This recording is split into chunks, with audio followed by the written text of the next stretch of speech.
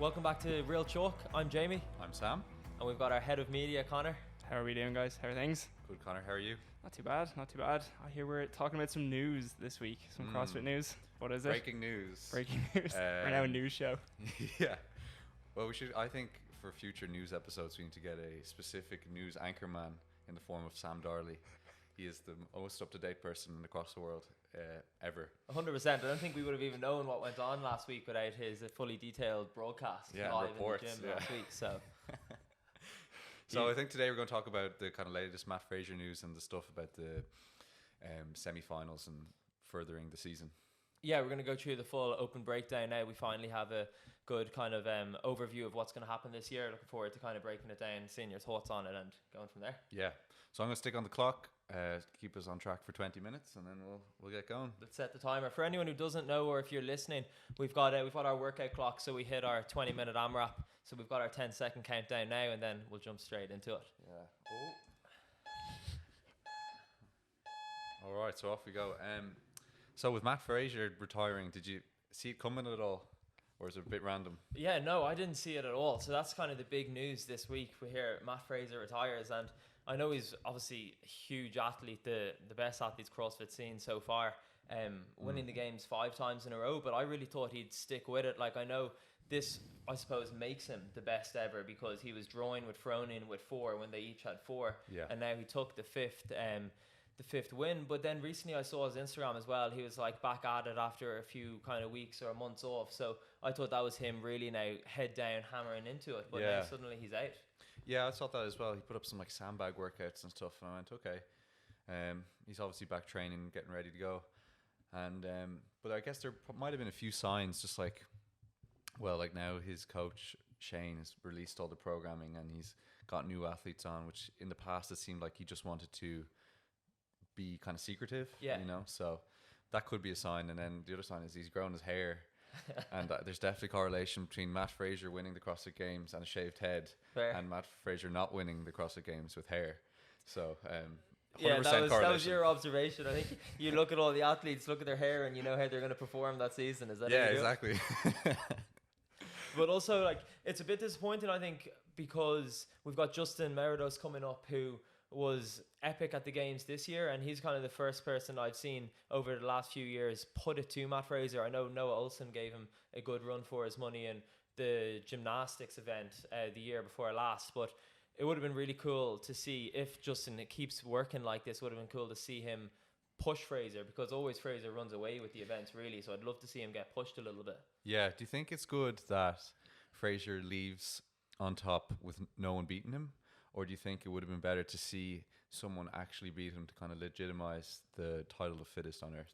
Yeah, I would have liked to have seen him play out a couple more years. I know, like, when you talk about it now, 5 years in a row winning is pretty epic. Intense. That is a huge feat. And I'd say in the back of your mind, if you are Fraser, you definitely don't want to lose. So never mind losing just to lose, but also you don't want people to say, oh, now suddenly after I've won 5 times, if I get beaten, those 5 times are almost just wiped under the carpet because you've just been beaten to your second best now. So I'd say that he finally has that title. He's kind of like, that's good. I'll take that. I'll take those 5 wins. Yeah, I think it's definitely good for him. It's definitely the best move he could have made. Just leave while he's still like, I say he could go again and win. Yeah. Like, there's no doubt he could, but leave on top.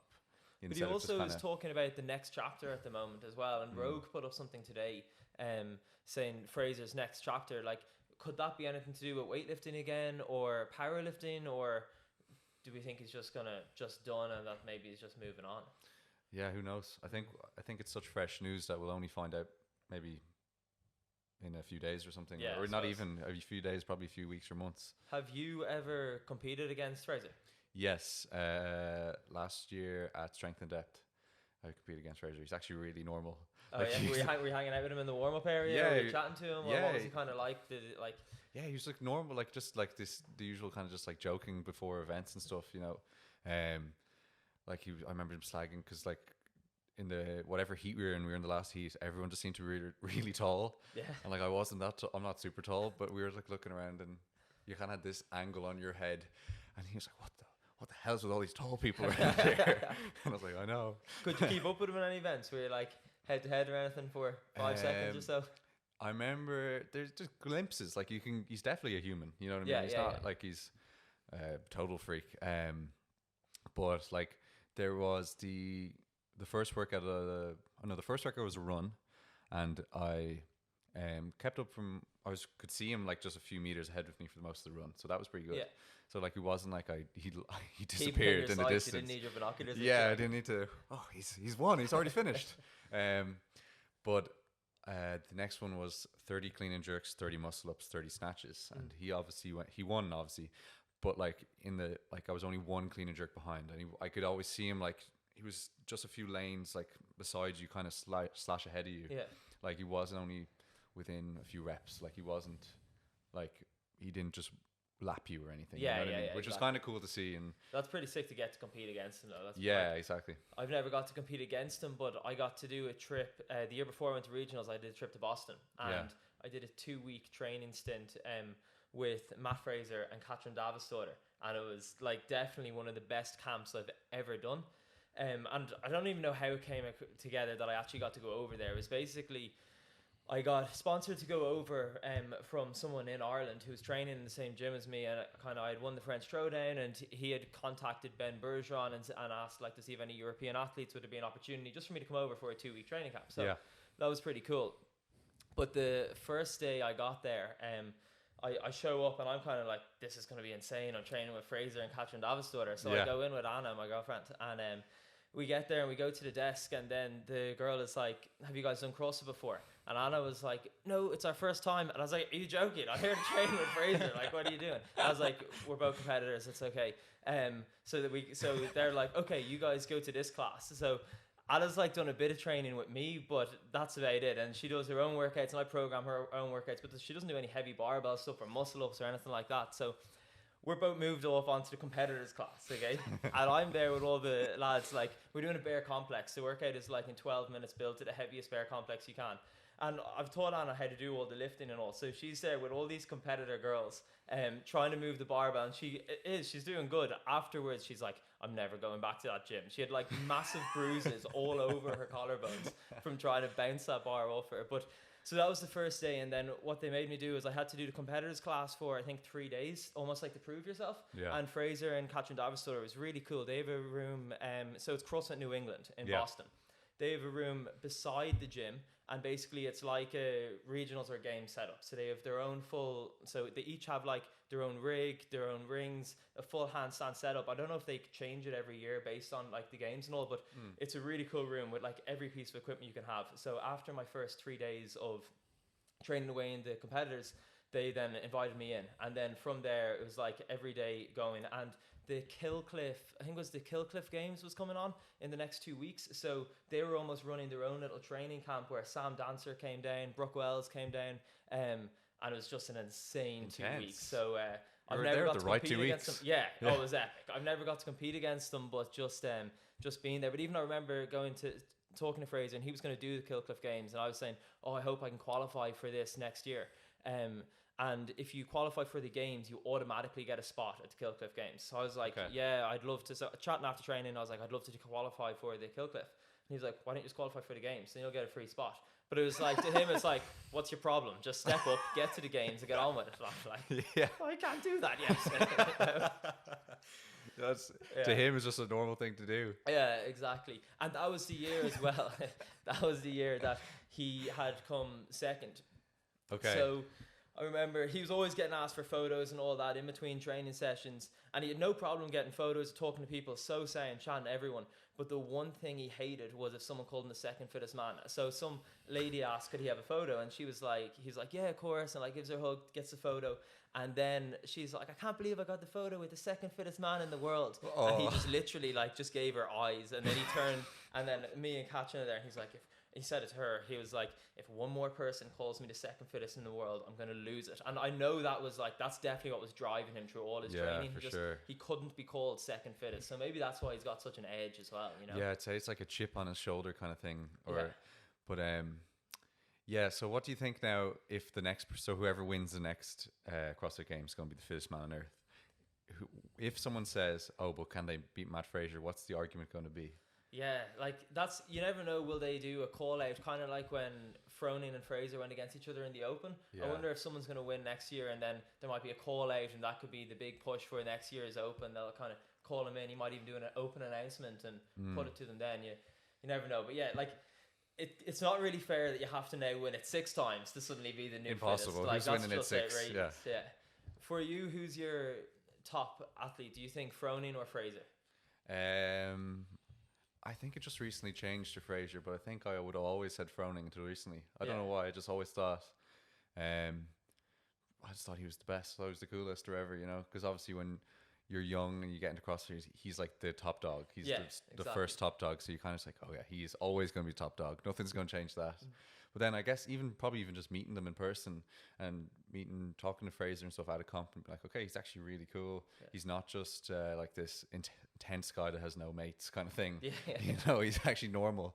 But I say he'd be more intense at the CrossFit Games, like because it was strength and depth. There was like if he didn't do well or whatever, it didn't mean anything. Wasn't CrossFit Games. I'd say he'd be a lot more like laser focused, more, I don't know, angry or something at the CrossFit Games. Yeah, exactly. But I suppose as well, you do need that. Like when you look at him on the Netflix show and you see like his support network, like even, I don't know, do you know the older guy that always is kind of like his coach and follows him around? Oh yeah, what's his name? Matt O'Keefe.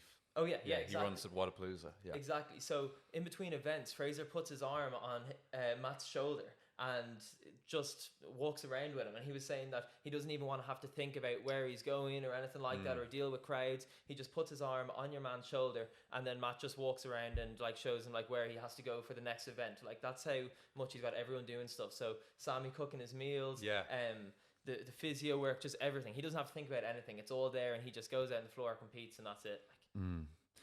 Who would you pick? Froning or Froning or Fraser? Fraser. Yeah, nice. Fraser, just the ultimate 6-time champion. Like. Yeah. I'd go for a same as you, like kind of just growing up and looking at the top athletes. I'd definitely go for Froning, and also just because I think he's mad. He's cool with all his guns and his shooting and his quad bikes and just everything. His home gym and everything. Yeah. He had some YouTube clip years ago, like 5 or 6 years ago, where he did this massive barbecue feast, which I tried it out then after, and he gets like I think it was a pound of mince meat, and then you get a thing of tinfoil first. Put the tinfoil down. Yeah. Then put 2 packs of bacon flat out, so all flat across the tinfoil. Then put a pound of mince meat on top of that. Then wrap all the bacon up, so it's like this massive mincemeat bacon sausage roll, and then wrap it in the tinfoil and put it in the barbecue, just let it blast it for 40 minutes. So I remember that was Froning. Someone had said something like, what does he eat? And he was like, this is how we barbecue here. And I was like, that's a game changer. God. So if that's the secret, I'm on board. 100%. We'll have to do it next week. Like. But then, so yeah, let's have a look at this new open structure. I suppose first we should go through the open structure and what the new format is, and then maybe see like how we're going to attack the workouts and that type of thing. But do you want to give us a quick rundown maybe on the first couple of weeks now that we actually know what's going on? Yeah, exactly. So we ran through the open before. Just a quick one. It's just the 3-week open. The scores then reset. You move on to another 2-week stage 2 competition that's still at home, which could have multiple workouts in the weekend, and a bit more higher skill. Yeah. Then I think it looks like now the top 60 in Europe from that are going to qualify to 2 competitions. So it's like regional split in 2. Yeah, so it's basically 2 regionals for Europe. So they're essentially doubling the numbers for us. Exactly. Yeah, it's pretty much twice as many that there was. And then... And you're going to get to, based on where you qualify through the quarterfinals, if you're in that top 60, you get to choose which event you're going to compete at. Yeah, right? Exactly. So if you're first, you're going to obviously get first choice on where you go. Yeah. And then obviously if you're last, you kind of really don't have a choice. But yeah, exactly. It seems like that. The one flaw I can think of that is like say all the top dogs like accidentally pick the same place. Yeah. And like you literally have every CrossFit Games athlete at the one competition, and there's only 5 people going through from each comp. And you have all these novices at the other one, and they get 5 slots. Yeah. It'd be interesting to see how that works out. If there's a chance element, or is it going to be kind of more structured that you have to go or seeded properly, or we'll see. Yeah, because there's 2 options when you're picking. Like, are you picking the competition that maybe looks like it's a higher caliber competition? Like, say, I don't know, if it's in wherever it's set up, it just looks like it's going to be a really cool venue. You know, all the very best athletes are there. So you're saying, I want to compete against the very best. Yeah. Or are you saying, okay, no, I know all the good guys are going there. I'm definitely not going there because I just want to have the best shot at qualifying. So I suppose that's the thing. You have to, qualify first, but then weigh up what you're going to do or where you're going to go. I think if you want to qualify and your goal is to get through the second stage or the regional sanctional stage, you'd probably pick the easier comp in theory. Now that might mean loads of people who are kind of the same level as you will be thinking the same way, and it might even backfire because you might even have, like, you might even get closer and then it might not happen at the last minute because everyone's fighting for the same spot the same way, but we'll see. I can't wait to hear as well who's going to run the competitions, where they are. Like, are they going to kind of franchise them out to say like the Filthy 150 or the French Throwdown or other European guys that can run them? Like, I think that's what's happening. So I think there's a kind of control on the programming, so you don't go way off. You just kind of stay on. You have to do, like, say you have to do a 10-minute workout with this type of movements, and then you have to do a long one and then a sprint, and it's kind of structured. And you have to stay within the guidelines, but there's kind of freedom within that, I think. So and kind of cool. Well, if Filthy get it, it'll be unbelievable for us. We just travel up the road. Exactly. And then hopefully they keep the borders locked so no one's allowed into the country. We're just default victory. We're the only two there straight to the games, and all the other lads that qualify through from Ireland. That would be pretty epic. That would be very cool. Probably won't happen. I'd say they cancel it before that. But speaking of which, they were saying that there's a contingency plan. So like if you can't travel, COVID stops this, that they'll do some sort of online version similar to last year's CrossFit Games, where you have to do it in your time zone at a certain time, and the results don't go anywhere until after. And I think they might send a judge, that kind of stuff. So okay, cool. Hopefully, if they do that, they'll do it similar to when Rogue did the Invitational, when they send everyone out a full kit some with all gear. their plates. Yeah, that'd be good. Bringing that back. So when I trained in Perpetua, when I just got into CrossFit, the owner of Perpetua said it's Mike and Dave Price, but Mike Price went to regionals, okay, and they had these unbelievable Rogue plates, like they're old school. I've seen the Rogue plates in they're pounds. Probably the heaviest plates in the world as well. I don't know why they're so damn extra heavy. dense. But anyway, so I always thought they're just so cool because they're the only gym to have the same plates as the games. And basically, Mike went to regionals, and when he went there, then you're able to, as an athlete, you can buy some of the plates if you want to. You just put your name forward, you get a discount, you buy them. So that's what he did, and he bought like a whole load of sets. And I always thought, that's unbelievable. If I ever qualify to regionals, I am getting my plates. And because they say CrossFit Games and then the year that you went, whether it was regionals or games, it still says CrossFit Games because it's the CrossFit Games regionals. So in 2016 or 17, my year anyway, when I went there, I'm like, yes. I wasn't even happy I was competing at the regionals. I was happy I was getting my plates. So I'm like, unbelievable. Then they release all the workouts. There's not a single barbell. It's first year ever that there wasn't a barbell with plates. And I was like, is this a joke? What is going on? So I contacted them and I'm like, there must be a barbell. And they're like, no. But then when I got there were plates to warm up with. So I was like, unreal. So then after the competition anyway, I contact them and I'm asking, can I get my plates? And they're like, no, because it was only dumbbells. We don't have any plates to sell this year. So I'm like, nightmare. So I have to wait a few years, finally qualify again this year for the CrossFit Games as a team. So again, I don't care. Everyone on the floor is celebrating that we're going to the games. I'm celebrating I'm going to get my plates. Literally, I'm like, this is it. COVID. No CrossFit Games. Are you joking me? Like, I don't think I'm ever going to get my plates. I don't know what I have to do to get them. I think the second they disband plates, you'll have a chance to get them. Yeah, exactly. So, but that's me. Nightmare. Yeah. I remember when I went to regionals, you obviously get like your bit of kit, like you get a t-shirt and you get these kind of patches, like for like a weight vest or bags or stuff. And I was like, yes, cool, whatever. I didn't really know, like I haven't been to enough comps at that stage to have gotten any other patches. So I was like, oh, I'll just take the patch and store it or whatever. And then I was like, I just kind of kept it at home. And then the next year I'm at another comp and I see all these other people have extra patches that I didn't get. I'm like, because then at that stage I'd been to a few comps and I went, I like collecting these patches. So I was going to say I've been to these comps. And like, these guys got some extra Europe Regionals patch. And did they take them from that Europe Regional? And he was like, I was like, where'd you get that? And I was like, oh yeah, they just gave it to us. And I was like, I can't believe I was like probably the one person that just accidentally didn't take the thing off the table. It was like, I think they lay out a table of kit and you're meant to take one of each thing. I forgot. So I was like, it was the same though when in my regional they had the weighted vests, and again the one rule was you're not allowed to take the patches off. within the first heat, everyone had stripped off like the rogue patch, the tactical patch.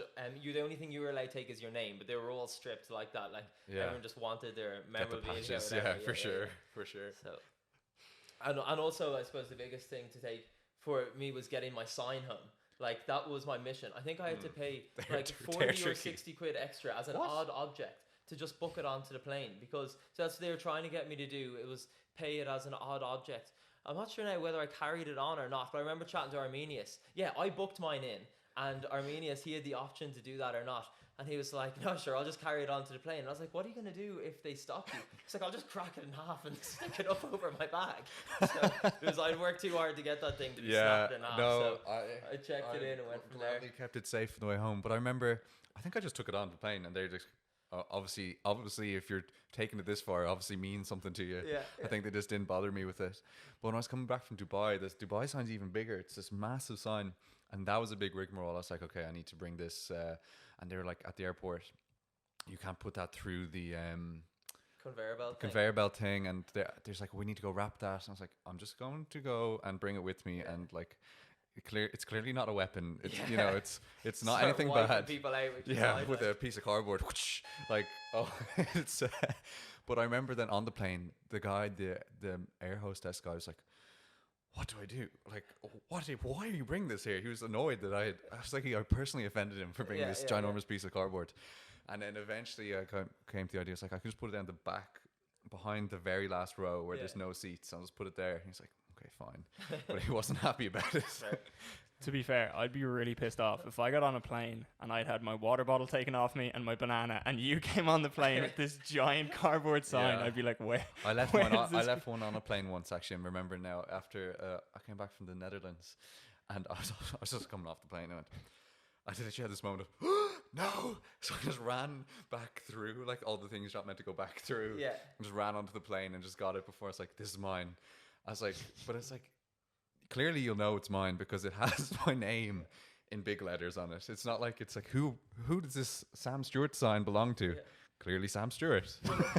Exactly. But also when you're doing a competition, like, because there's so much, you have to give it back to the judges, they take it, it's going all over the place. Like, the mission is protect your sign, get the sign home. That is your mission. So I was in Italy, and I had done the competition. Myself and Anna were heading home, but to get to the airport we had to get on a train, and there was this homeless guy walking by. And I'm like just standing there, whatever, and I'm holding my sign under my arm, and suddenly I feel a tug, and I'm like, and this random man for no reason started pulling my sign. I was like, what's going on? I got like scared. I was like, what is happening here? So I'm kind of pulling my shoulder, being like, get off, and I'm like, get off, and I get a bit angry, and that's all I do. And he kind of just like shouts something in Italian and walks on. So I'm like, okay, that was weird. So me and Anna are kind of talking about that. Weird. Yeah, and then your man, about 5 minutes later, turns around and starts walking back towards us. And I'm like, Anna, he's coming back. My sign's at this stage on the ground. And he just boots it, like gives it a full welly and just launches it down the platform and just walks on and says something to me in Italian again. And I was like, what? That's so random. Yeah, but that's my craziest sign story. I also lost a sign when I was coming back from Canada, and I lost it. And I entirely blamed Siobhan. I was just on the plane for about 6 hours like this, like throwing a full child's tantrum because I lost my sign. And eventually just had to let it go. It's the only reason we're in the game. I was fully. Do you think the same thing is going on in Matt Fraser's head? I'd say he just collected enough signs that he's like, it's not worth competing. I'd say he's ran out of wall space and went, actually, you can't compete anymore. That's why he's retired. I have no more space for signs. 100%. Do you think, when you were asking earlier, like what the next chapter for him is, do you think we might see like a Tia style thing? He just in 4 years appears in the Olympics and like hides underground for the next while and trains, and then goes for like an Olympic medal, because why not? I mean, probably could. He doesn't seem to have a weakness, so yeah, I'd say he could. Like, I don't know what sport, weightlifting maybe, or it has to be weightlifting. Yeah. Right, well, that was in my head. Shot put, he could just out of nowhere. Pulls out something completely mental. Yeah, what do you think he would do next? You've any thoughts? Yeah, I think he said he was doing a YouTube channel. Yeah, that's very vague. I don't know. Yeah, exactly. Yeah. But even if he started something like that, he'd get so many subscribers. Everyone jump on sponsors and everything. It's like the mayhem. It's like the mayhem freedom thing. Like, you know, when Rich is doing that, like the videos get so many views. They're so simple. It's just their day-to-day training, and like they did a launch video the other day. I don't know if you saw it, where they announced their new team and how it was going to go, and like I found that really interesting. So like, you can imagine, you know, Matt Fraser doing something like that. It's gonna do incredibly well with the help of Sammy as well, doing like nutrition and meal prep and stuff. Like it's, you know, even if he just runs through his behind the scenes from the last couple of years, 100%, and all of his prep for competitions and that type of thing. Yeah, I'd say if he sold his programming, he could sell that for £100 per month. Just it would blow up. It would blow up huge, I'd say. Right. Sweet. Well, that's us for today, guys. Thanks for listening, and if you enjoyed the podcast, please like and share. And leave a review. And a review. That's an important one. Real talk.